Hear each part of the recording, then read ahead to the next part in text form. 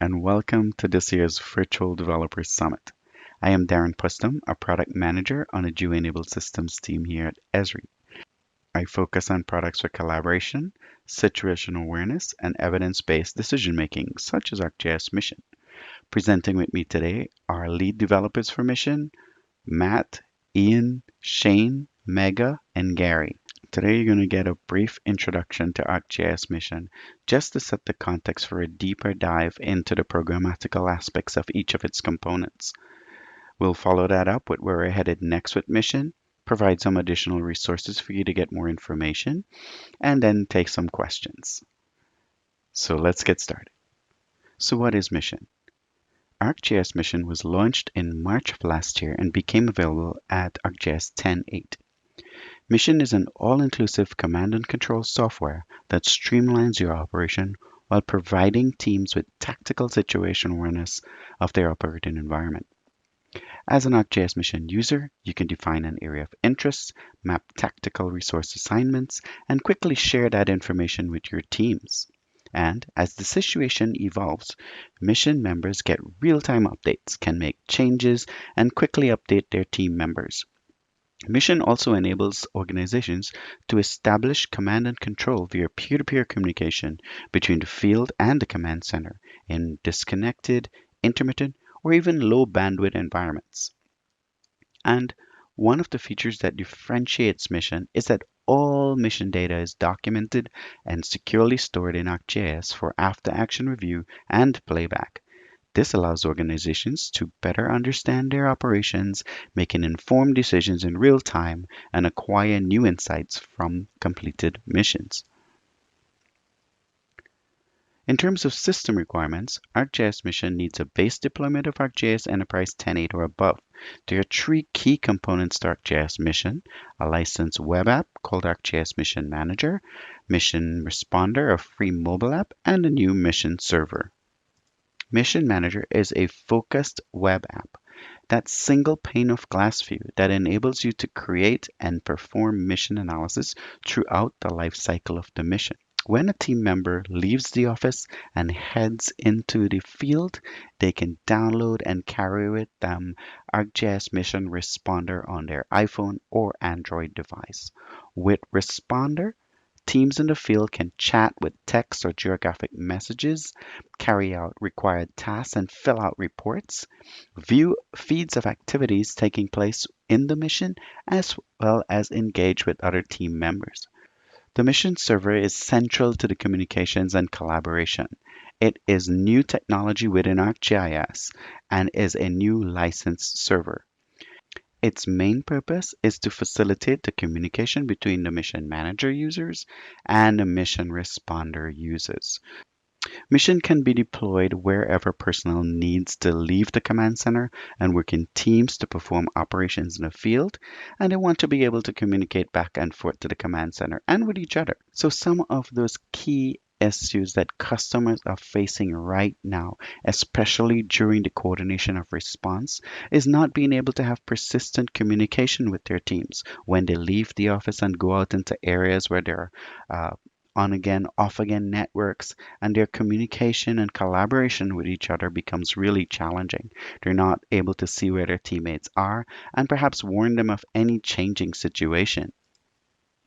Or in the ops centers, for example, as an operations section chief, not being able to provide real-time information to teammates as it happens and when it happens. So those folks in the field are not stranded with dated information downloaded on their mobile device, for example, when they left the office. We've also heard of the challenges of not being able to store these activities, which is valuable organizational information for accountability, to help in making informed decisions, to provide for insurance purposes or funding, for example, but also in improving efforts. And with so many tasks and teams to coordinate during these really time-sensitive events, a call for one command and control system, a straightforward approach that can streamline your workflows and relieve some of the financial as well as the technological challenges that come along with managing multiple systems. Mission effectively tackles these problems by organizing people, resources, operational information into a consolidated picture that facilitates the core planning requirements to get operations running in as little time as possible. And during execution of these events, team members can assign tasks, keep track of teammates, and report on activities. ArcGIS Mission not only creates a bridge between the command center and responders, but also peer-to-peer among responders in the field. And to complete this workflow, ArcGIS Mission enables users to conduct temporal analysis to understand patterns, even while the mission is active. Let's say to go back an hour to review activities that took place, and at the completion of a mission to conduct after action reporting that is useful, as you know, in training and future planning. In terms of benefits, ArcGIS Mission enables better coordination of operations, informed decisions in real time, and the unlocking of intelligence from completed mission. That means using one solution to pre-plan operations, assign tactical resources, share information, and communicate with team members. It means visualizing where personnel are and coordinating movement among team members based on real-time events and activity. It means harnessing persistent communication to enable teams to securely share location, tracks, and messages for stronger collaboration in disconnected environments. And the leveraging of mission data in ArcGIS to gain insights, increase transparency, and build trust within your teams. So now let's take that deeper dive into all of its components. Thank you, Darren. My name is Megha Kakraparty, and I'm a product engineer working on ArcGIS Mission Manager. We have a number of resources available at the end of today's session where you can see Mission Manager in action during a live mission. Today, I wanted to focus on showing you how a mission owner creates a mission and what's generated on the back end. Understanding how to create a mission is an important first step in promoting situational awareness within your organization. As we went over previously, ArcGIS Mission Manager is a web app that allows you to create and perform mission analysis. From the home page, I can view my current mission list, or I can create a new mission. I can go to the mission list and view the missions I have access to, can manage, or participate in. I can see the mission title, the mission owner, when the mission was created and last modified, as well as a summary of the mission. In this example, I can see the details of the DC snow removal mission, where they are ensuring the cleanliness of the district's various neighborhoods, commercial areas, corridors, and zones. Now, let's go over on how to create a new mission. A mission contains the resources that are used for tactical situational awareness and communication. As a mission owner, this includes the mission's members and teams, maps to visualize and interact with the mission, as well as supporting communication layers to view and capture mission messages, tasks, reports, and tracks. At a minimum, I need a mission name. For this purpose, I am creating a mission for the Dev Summit Security.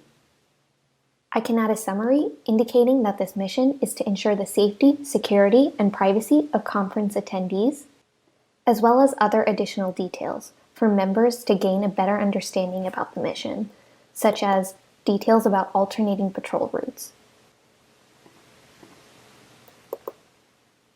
I can add tags so my mission is easily searchable. I can also add terms of use to indicate any limitations based on my organizational requirements. I can also choose a web map that contains any context or reference layers to aid my mission. Alternatively, I can create a new map by drawing an area of interest, and that will be used as my new mission map.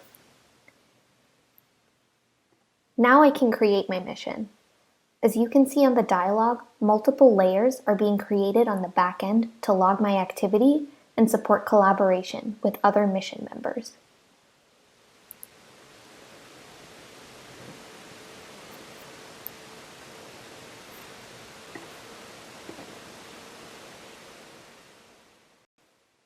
The mission creates a new folder in My Content based on the name I provided. Inside this folder, a few items are automatically created for each mission, and this stores that relevant mission information. The mission item stores all important details that describe the mission. The Tactical Summary Report is a mission report item that allows users to gather and submit information relevant to the mission through the default Reports feature layer. The mission map is used for visualization of any context or reference layers, and this will always include the activities occurring within the mission.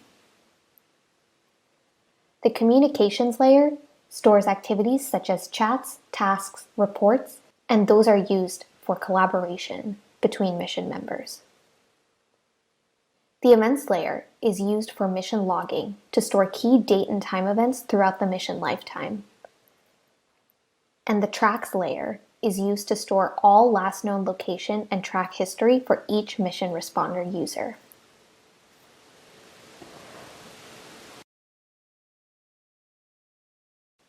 Lastly, creating a mission also creates a group in the portal with the same name and contains all the items just mentioned that get automatically shared to this group to promote communication and collaboration.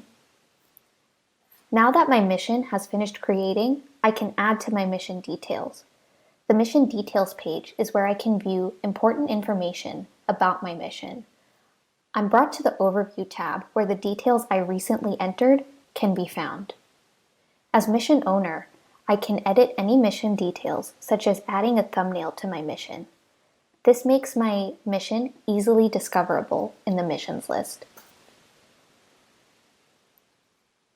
Additionally, I can create an ArcGIS dashboard where multiple mission elements can come together on a single screen to provide a comprehensive view of my mission for my mission supervisors.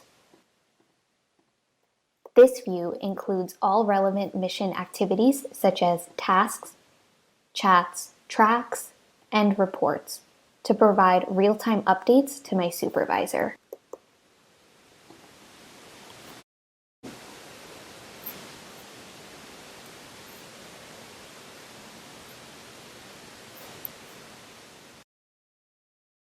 Next, I can add portal users to my mission to be assigned as mission members.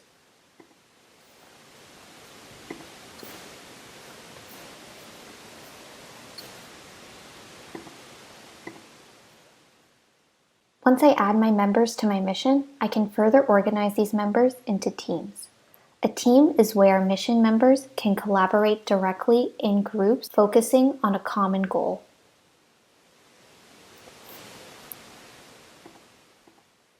I'm adding 2 teams to help patrol the Palm Springs Convention Center, an inner patrol group and an outer patrol group. These teams create portal groups on the back end that are directly associated with the mission and allow for members to continuously collaborate and contribute to the mission. Next, we can click on the Map tab to view our mission map and add any layers or adjust our extent. This map can be edited at any point throughout the mission to ensure it remains up to date for my mission members.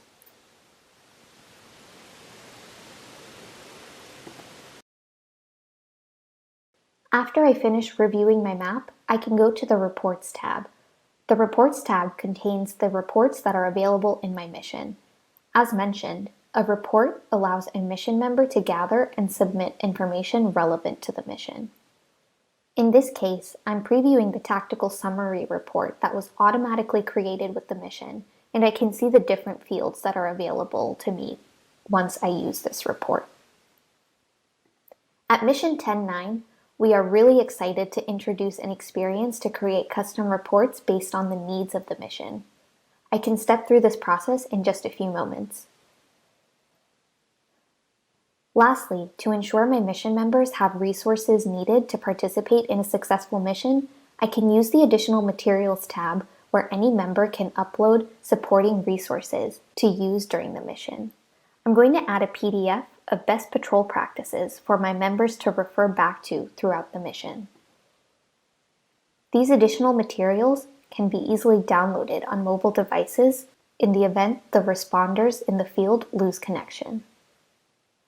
Now let's go back and go through the process of creating a new report for my mission. Although not required for a mission, I can create a new report from a blank form or by leveraging an existing template from my organization. If I choose to leverage a template from my organization, I can preview a list of reports and see if a report is relevant to my mission before I publish it. This is a quick and easy way to add a commonly used report to my mission. Now, let me walk you through creating a new report for our mission today. The workflow makes it easy to enter a title, such as Incident Report, as well as a description telling my mission members what they need to do when they use this report, such as briefly and concisely describing any incidents they observed while on patrol. I can even choose a custom icon that appears on my mission map once I submit my report. Now that we've added a title and a description, I'm going to add fields of my choice, such as a single line text, multi-line text, number, single choice, date and time, and drop-down list, as well as an attachment. For this specific report, I'm going to use a single line text field and title it Incident Title. Next, I'm using a multi-line text field so my mission member can describe the incident. Now, I'm putting a date and time field so my mission member can tell me when the incident exactly occurred. And I'm going to add an image field so my mission member can attach any images that are relevant to the report. Additionally, I can preview my report at any time to see how my form will publish. Once all my fields are specified, I can begin publishing my report. I can add tags to make sure my report is easily searchable, and I can share my report as a template so other members in my organization can leverage this for their future missions. Once my report is created successfully, it is automatically added to the mission.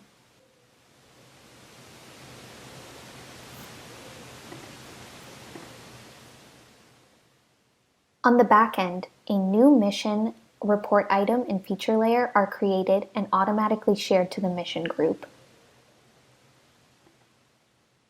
We are really excited about this new capability and can't wait for you to try it out at 10.9. Now, I'll pass it to Shane, where he will show you how to automate the mission and report creation workflows that you just saw. Over to you, Shane.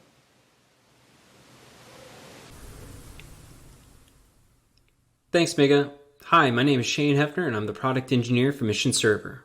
Today I'll be showing how to leverage ArcGIS Mission Server's new Add Mission endpoint, ArcGIS Notebook Server, and the ArcGIS for Python API to bring automation to your mission workflows. This example can be greatly expanded upon, so let your creativity flow when you're thinking about what we're using and how you can modify it to fit your organization's needs. To give an overview of what we'll be doing, first we will examine the Mission Server HTML interface for creating a mission. Then we'll take what we know into ArcGIS Notebook Server and use the new 1.9 version of the ArcGIS for Python API. And finally, we'll have a look at how to set up a task to execute our notebook periodically. So let's dive in. Let's begin by having a look at Mission Server's HTML interface. In this interface, we can see all the parameters Mission Server allows to specify when creating a mission. As Mega had mentioned, a mission is an item in the portal, so you will see parameters similar to a portal item. I've already filled out the parameters we'll be using today, such as title, description, tags, extent, and template web map ID. If you ever want to learn more about how to specify these parameters, you can refer to Mission Server's REST documentation. Instead of submitting this request by the Mission Server HTML interface, let's keep these parameters in mind and apply them using the Python API in Notebook Server. When we move over to ArcGIS Notebook Server, we gain some distinct advantages like having access to the built-in ArcGIS for Python API and tasks that can automate our code. If you're not familiar with notebooks in ArcGIS Notebook Server, these notebooks are an efficient, modern environment that combine code, visualization, data tools, and much more. In the notebook editor, you can write, document, and run Python code all in one place. And for those who are new to the ArcGIS for Python API, the Python API enables power users and developers to leverage a powerful, modern, and easy-to-use Pythonic library, giving us the ability to automate our workflows and perform routine tasks with ease. To get started with the Python API, we'll have to import the GIS object. The GIS object is the most important object when working with the ArcGIS API for Python. The GIS object represents the GIS you're working with, which in this case is an instance of ArcGIS Enterprise. You use the GIS object to consume and publish GIS content, and for our purposes, we'll use it to access the REST endpoints of our mission server. Once the connection to our GIS is established, we'll have to define the same parameters I previously specified in Mission Server's Add Mission HTML interface. Here we have the same parameters, including title, description, tags, extent, and template webmap ID. We'll set up our ability to leverage Mission Server by importing the mission module and then creating an instance of the mission catalog. The mission catalog is what gives us access to the create mission method. We'll pass our parameters into the method and then receive a mission job object in response. This job object will update us on the status of our mission creation. When the job is done, we will have successfully created a mission. We could stop here and let our mission managers add members and teams. However, we can help them out by doing it for them. To extend our mission creation, we're going to be adding portal users to this mission as mission members, and then organizing those members into portal groups. These portal groups will then represent our teams inside our mission. First, we'll need to grab the mission ID so that we can find our mission item in the portal. We will also define our users who will be joining the mission as mission members. When we use the mission object to find the mission ID, we can use that to find the mission item in the portal. This mission item contains data, and inside that data, we can find our group ID. This is the ID for the group that represents the mission. When adding users to a group, we'll get a response if no users were added. It looks like we've now successfully added our portal users to our mission. Now we can start organizing our users into teams. To add teams to our mission, we'll first define a list of teams with distinct titles and users. Here, we're only defining two teams, Inner Patrol and Outer Patrol. Here we will loop over our list of teams. For every team in our teams list, we'll create a group with these specified parameters. It's important that we give each group a unique title and set the appropriate access privileges to that group. When the group is created, we'll append the group ID and the title to the teams array in the mission item data. Once this is all done, we'll add our users to our groups, making this the last step to add our teams to our mission. Now to visualize what just happened, we can manually search our portal to get a behind-the-scenes view of our portal item, its data, and associated groups. We'll need to copy our mission ID and search the portal for our item.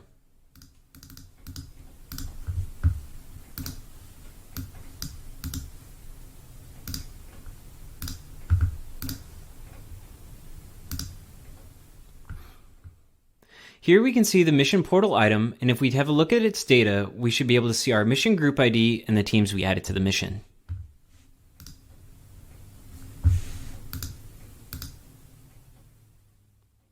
If we copy the IDs from the teams array, we should be able to find our groups that resemble our teams.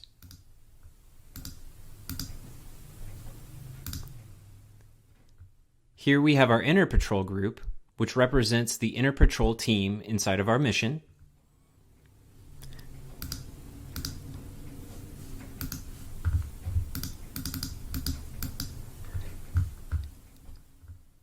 And if we copy the other ID,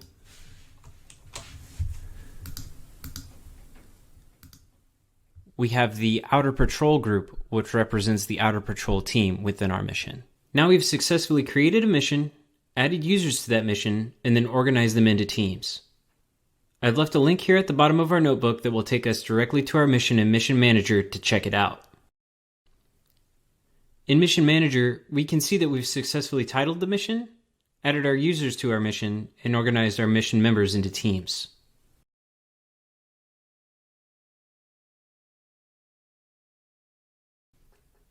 We can easily automate this workflow using tasks in ArcGIS notebooks.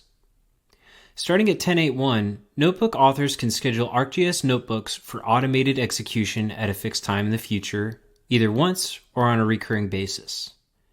Creating tasks to schedule notebooks allows you to automate your routine workflows. We will schedule this notebook for execution by creating a task to run weekly, Monday through Friday at 6 a.m. First, we'll have to click the task drop-down menu and then select Create a Task. We'll give the task a title,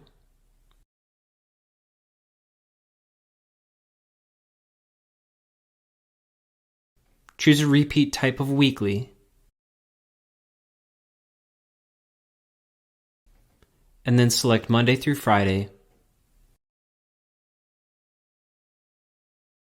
and then the time.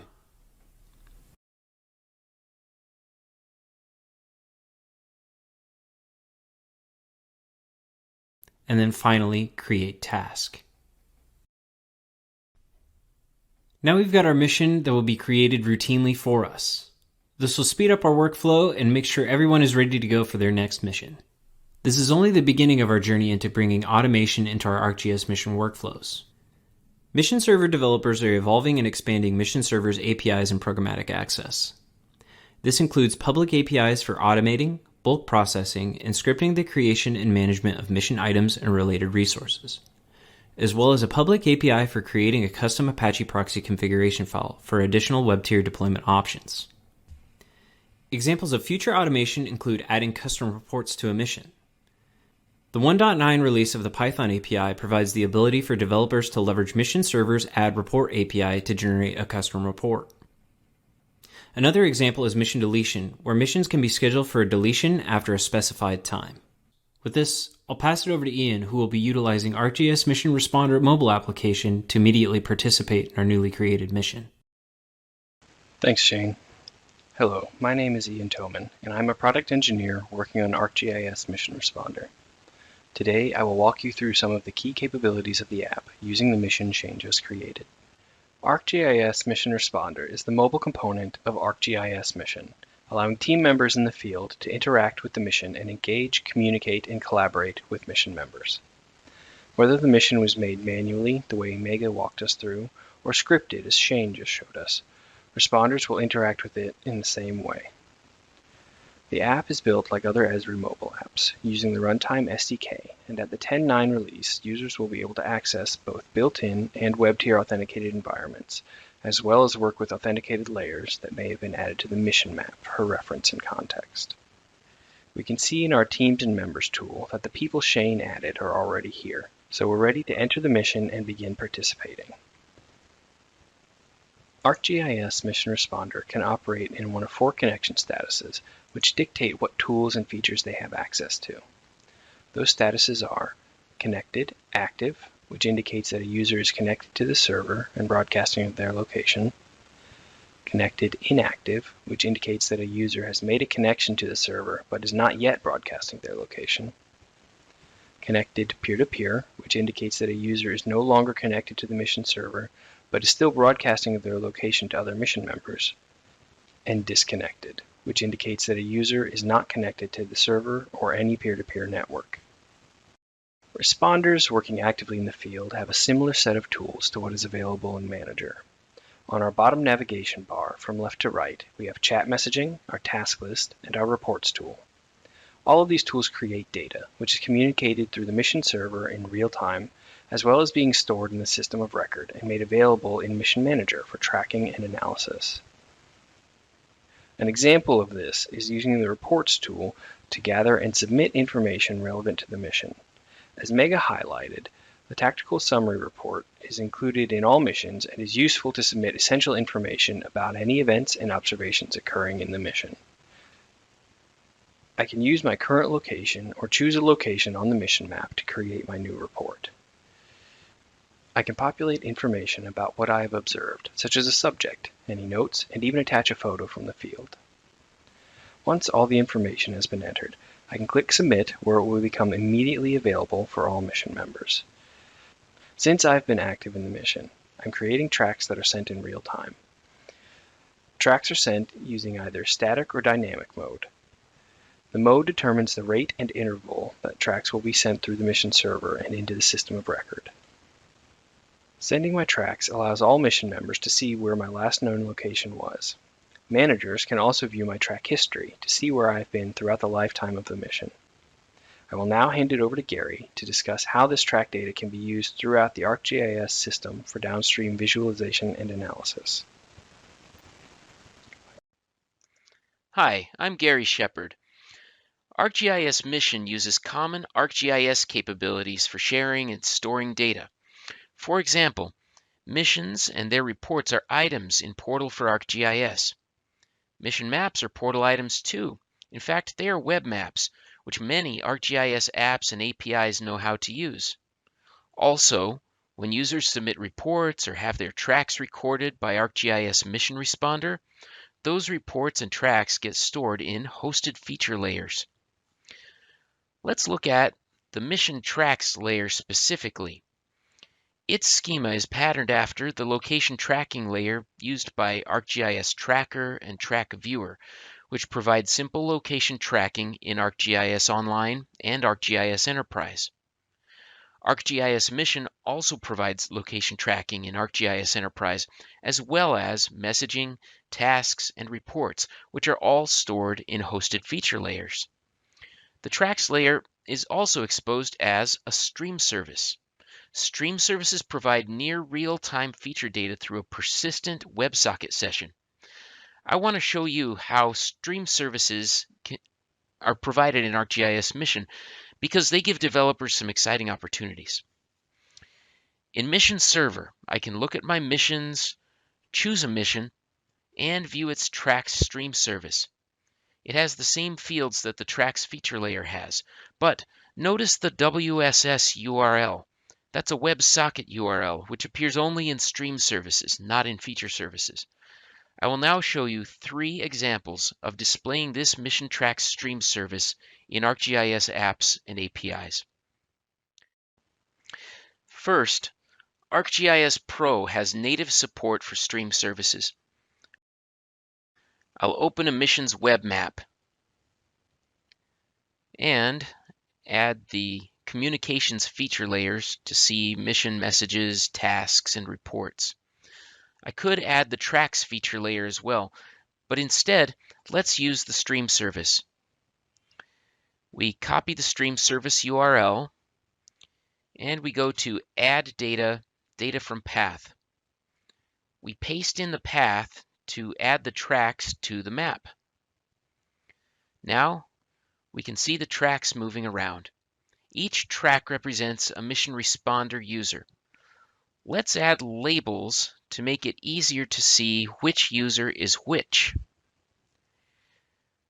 I have an arcade expression to display the track's username and time of day.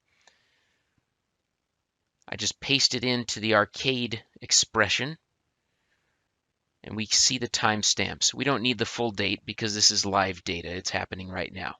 By the way, you can learn more about arcade expressions on the ArcGIS developers website. Well, now that we've seen a stream service in ArcGIS Pro, let's look at stream services in web applications. This custom app uses the ArcGIS API for JavaScript to display a simple view of the mission, including the tracks stream service. Here's the code for this web app. When I built this simple app, I used lots of code samples from the ArcGIS developers site for JavaScript at js.arcgis.com.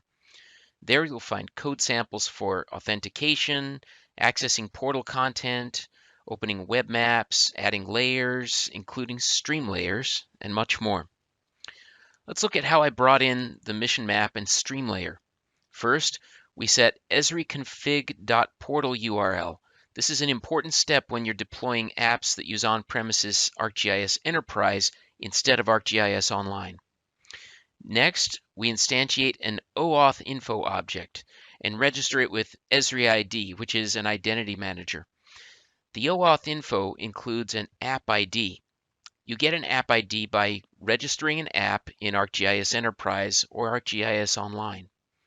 The app ID is required for OAuth to work. When we call check sign-in status, the Identity Manager automatically determines whether the user has been authenticated and redirects to the portal login page if necessary. When the user is authenticated, our callback function is called, and we can instantiate and load a portal object to start accessing content. We instantiate a web map object with a web map item ID. We could use the portal object to retrieve a list of missions or web maps that the user can see, but for this simple sample, I hard-coded the web map ID. Now we instantiate a map view to display the web map. When the map view is loaded, we call a function called addStreamLayer. In that function, we have the stream service URL. Again, it's hard-coded, though we could have gotten it dynamically using the ArcGIS Mission Server REST interface. We use the stream service URL to instantiate a stream layer object, add it to the map, and that's it. Let's log out so that we can spy on the network traffic. When we log in as an ArcGIS Enterprise user, an OAuth transaction takes place. Once we're authenticated, the app loads the web map and the stream service, which specifies that WSS WebSocket URL. The app uses that URL to create a WebSocket session, which streams live track data to the app and onto the map. Let's look at a third way to consume the track stream service, a native app. Ian showed ArcGIS Mission Responder, which is perfect for mission participants. If you want to add mission data to your own app, you can do it with ArcGIS Runtime. The catch is that ArcGIS Runtime, like other native mapping APIs, doesn't yet have direct support for stream services.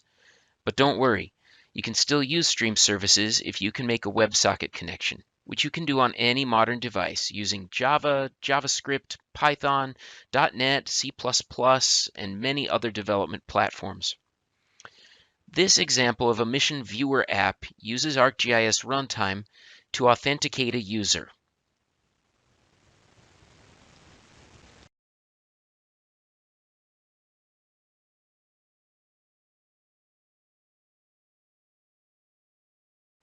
Once we're logged in, we see a list of missions that the user can see. When we choose a mission, the app displays the mission map and live track data using the same stream service we saw in ArcGIS Pro and the web app. Let's look at the code for this app. I published this code in a public GitHub repository for your convenience. Unlike the web app I showed, this app doesn't have a hard-coded portal URL or mission ID or stream service URL. We ask the user for a portal URL and then use REST operations provided by Portal for ArcGIS and ArcGIS Mission Server to look up the rest. We start by setting up OAuth. We instantiate an OAuth configuration object, similar to what we did in JavaScript, but here we also have to pass a callback URI, also known as a redirect URI, because this isn't a web app, which would inherently have its own URL. We then set up an authentication challenge handler and give it to the Authentication Manager. That way, when we try to connect to Portal, the OAuth login screen will display automatically and handle the OAuth transaction for us. We instantiate and load a portal object, which lets us call getPortalInfo to get basic information about the portal. The portal class has a lot of methods to call REST resources and operations for us, but for operations that don't have a specific method in the portal class, we can assemble a URL and call postRequestAsync, as we do here, to get a list of federated servers. One of those should be a mission server. To find out, we check the list for any servers that have a server type of ArcGIS_mission_server, And we also check to see which one has a server function of Mission Server, because that's the one that Mission Manager and Mission Responder use. Once we know there's a mission server, we instantiate a portal item object with the mission ID and use it to fetch the mission item data into a JSON object. That object should have a list called maps with one map ID in it. Opening that map is just like what we did in JavaScript. Instantiate an ArcGIS map object and tell the map view to display it. But adding the stream layer is quite different because ArcGIS Runtime does not directly support stream services. Instead, we add a graphics overlay to display the stream features. The stream features come from a class I wrote called Stream Service Listener, which is in the GitHub repo I mentioned. We construct the stream service URL and give it to the listener, along with the authenticated user's token and a callback that sets the overlays renderer and feeds graphics to the renderer. Then we start the listener. The stream service listener itself doesn't have much ArcGIS runtime code, but it makes some REST calls to Mission Server. First, it reads the stream service URL we passed in, which returns a JSON object. We use that JSON object to get the stream service's spatial reference, track ID field, renderer, and WebSocket connection info, which contains the WSS URL and a special token used only for this stream service.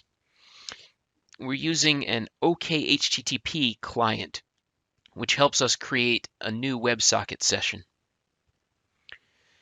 In the onMessage method, when a feature is received over the WebSocket, we pass its geometry and attributes to a method that creates a new graphic if we haven't seen any features with this track ID yet, or it updates an existing graphic if we already have a graphic for this track ID.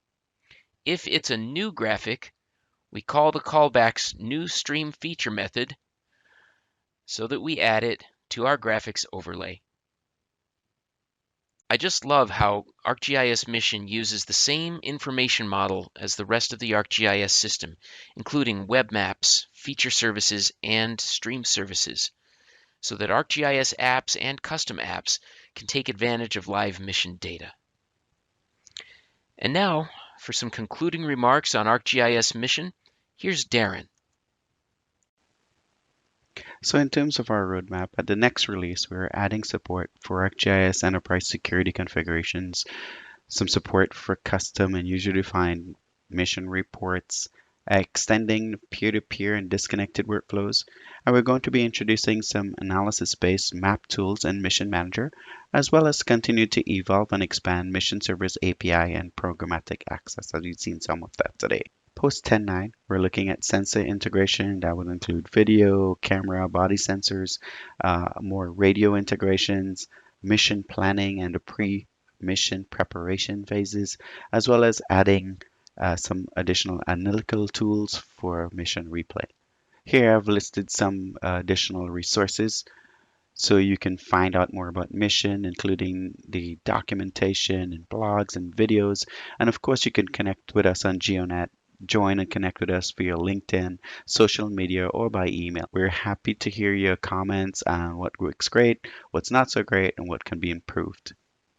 So with that, I'd like to thank you for joining our virtual session on Mission and open the floor to your questions.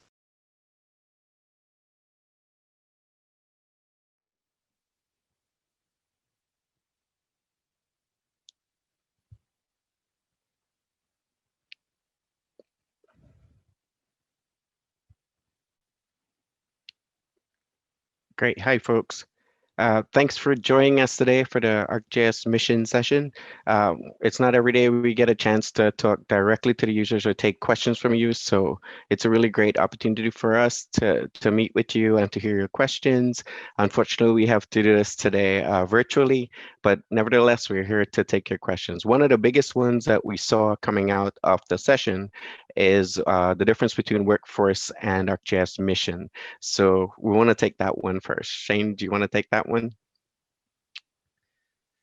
I can actually Or take Matt? that one, There Darren. you go. Yeah, no worries at all. So really great question. So Esri as a whole has a lot of different field apps and different types of applications that are meant to do specific things. And really the way that mission was developed was around tactical situational awareness, where users have to stay inside a single application and have a single experience to do many different things. And some of those key things that we tackled included being able to communicate in real time with mission members through chats, through tasks, and through reports, as well as being able to see their tracks in real time. So where have they been and where have they last been known to be? So although there are some similarities between things like Workforce that allows you to task folks out in the field, it's a separate app that's really designed on the tasking and assignment of work. And Mission brings that in as just a small part of what it can offer, the ability to kind of task members who are in the field to accomplish a task. So it's a really great question. And again, the best way to answer that is Mission is really focused around that single experience that may do a little bit of each, but it does that in that single application through the notion of a mission.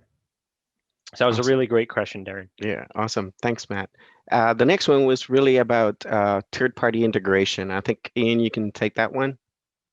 Sure, absolutely. So we've had a lot of questions in the past, and including in this session, about are we integrating with different pieces of third-party hardware? Are we going to allow custom interactions, things like that? This is a current research topic for us. We are looking into ways to make some of these custom interactions possible.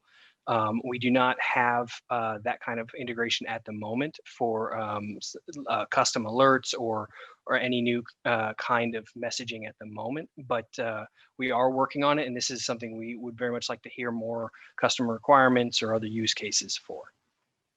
Awesome, thanks, Ian. The next one was about web tier authentication. I think, Mega, you could handle that one. Yeah, happy to. That's a great question. So starting at ArcGIS Mission 10.9, it will work with built-in IWA, PKI, and SAML web tier authentication patterns. Awesome. The next one was about the system integration. Was it? Yeah, I think this one was about the system requirements. System requirements. Yeah. So I think the question's more geared towards Mission Server, but what I will say is, Mission Manager and Mission Responder. Mission Manager is, just like any other app that comes with portals, say like dashboards and things like that. It comes with the portal install. And then you have Responder, which is a mobile app which installs just like any other mobile app through a store, what have you, whether it's Android or iOS or Apple. And then whenever it comes to Mission Server is a lightweight server. That's what makes it so great. And I will say that the system requirements in regards to Mission Server, it should scale proportionally or meet the expectations of what your enterprise deployment pattern would be like. So say if you have, X amount of users that you're expecting to be accessing your enterprise, you could expect the same kind of capacity as far as hardware for Mission Server as well. Awesome. And I did see a really good one just pop up here, and that was how customizable Mission is. And that's a question we get a lot from our customers. What are you, can you customize Mission Manager? Can you customize the Responder app? Yeah, I can take that one, Darren. It's a really great question. I think, overall, the ArcGIS Mission team is moving towards and evolving what we would call our developer story. So as the development team, which is on the line here today, we're planning on exposing a full information model and APIs that we can use to build the product, right? So once these are available, developers can leverage them. And we do this in we do this in the same way like any other ArcGIS product that has documented APIs, information model definitions, developer samples, things along those lines. So we are intending to enhance and evolve that developer story with each release. And in fact, you saw a little bit of that today in the demonstration, being able to, and Shane, who's on the line, may be able to tie in a little bit, but you saw how we were able to automate the process of mission creation. And that's just really the start of what we want to try to leverage, through the APIs and allow the developers to really build on that.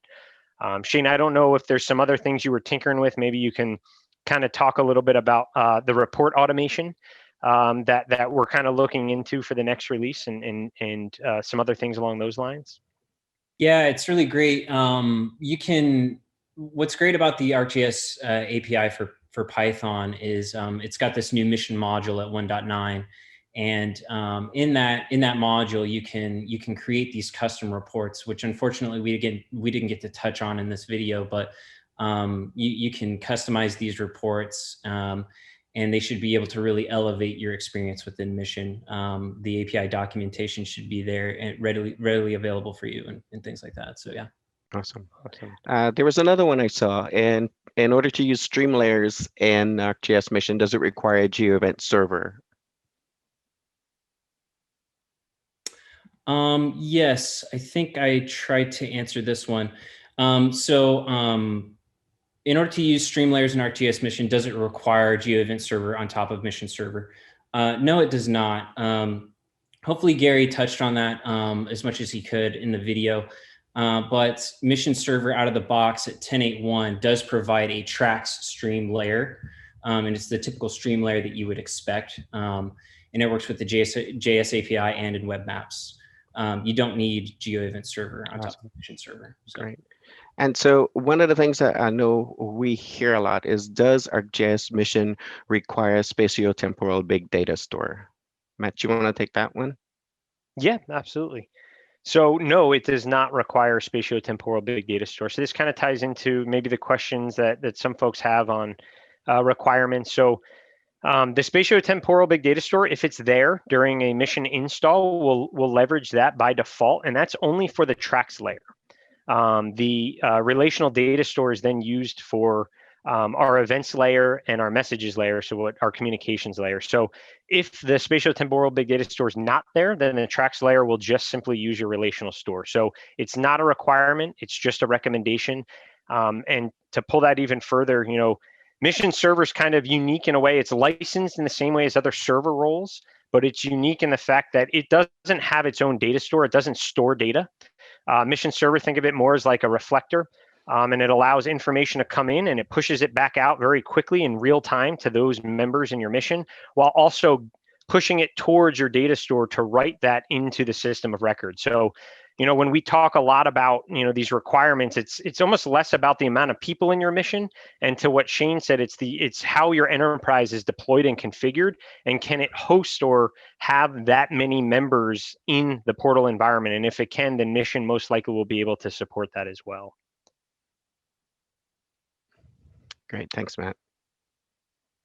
Awesome.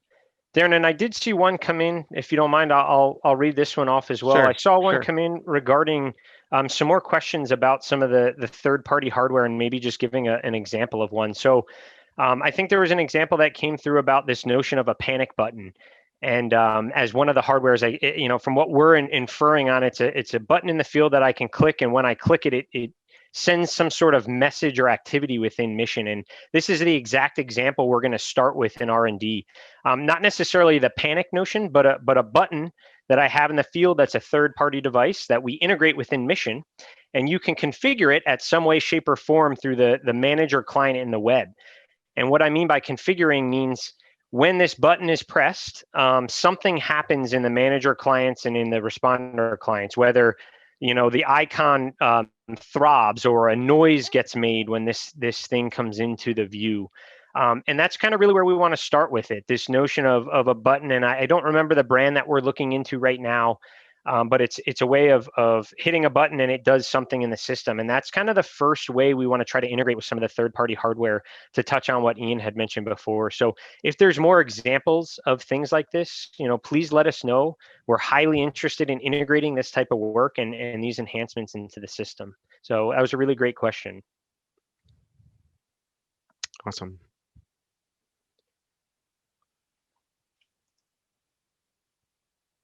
We still have some time here, so I don't know if you wanted to add anything more about server and the upcoming things we have for 10.9. Maybe we could talk about some of the new stuff that's coming out. Yeah, absolutely. We can Yeah. do that. I can go first with some of the things that we're looking into doing. So, very exciting times for Mission here. It's been out for a year, in was it April? I think was the initial release, or something around that. So we're getting through a year out there, and we're going through a lot of adoptions. We have a lot of pilots going on, bringing in a lot of information. We have a lot of folks that have purchased it and are starting to use it. So some of the key things that we're going to be working with and doing is really cementing some of our offline and disconnected workflows. So really honing in on what we would call our store and forward. So being able to collect information while you're offline in the field and pushing that through the channels that some other field apps do when you push information back into the system model. So that's going to be one key piece on the responder side. I think from a manager side, we're really looking to extend, as we had talked about, this kind of notion of different types of reports, or what we would call just a different type of message or activity in the mission itself. And the first one we're targeting is that kind of click a button and some sort of message comes in, whether it's a panic to some or a check-in to other organizations. So we're really going to hone in on that from the manager side. And then I think from the server side, we're really looking into extending what we would call our kind of presence, our presence system. Who's available? Are they available now? Are they in the mission? How long were they in the mission? Are they offline? And really allowing folks to leverage kind of that type of information. So those are just some of the highlights, Darren, that I wanted to touch on, and other folks can chime in if they want. Great. That was really great. And from what we've seen with ArcGIS Mission, really it's a new product. It's a single product that does command and control, tactical situational awareness. So we know from folks who've been using situational awareness, they've been repurposing a lot of stuff, using multiple solutions to be able to accomplish the same task. So it's really in your using it that you'd be able to see that and feel that workflow. And don't forget, you can reach out to us on ArcGIS Mission at Esri.com. You can reach directly to the team. We have a LinkedIn group. We have GeoNet. A lot of our videos are on YouTube. Just simply go to Go Mission at Esri.com, and you'll be able to get a lot more information on ArcGIS Mission. So happy that you have joined us today, and hopefully we'll be able to see you in person next year at the Dev Summit.